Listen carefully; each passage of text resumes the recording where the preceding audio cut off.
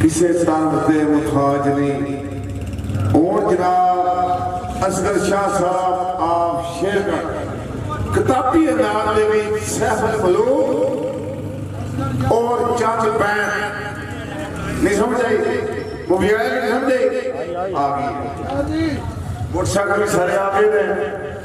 आ जाओ बेटा आ जाओ सब आ जाओ और जनाब टाइम आ गया शाह साहब उठो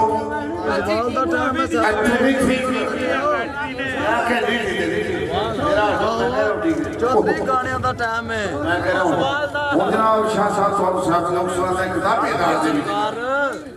किताबी अदालत और बैत हेलो और जिन कुददा ने सवाल का टाइम ते ठीक है ओथे जाके सरकार साइड और दानिश बुलानी पे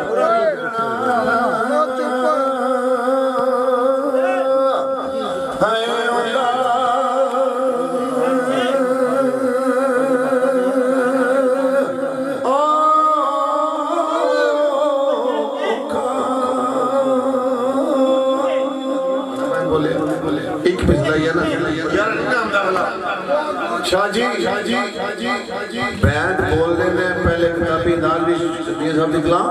फिर बैंड सुने बड़े सुनते पे थोड़ा आगे वो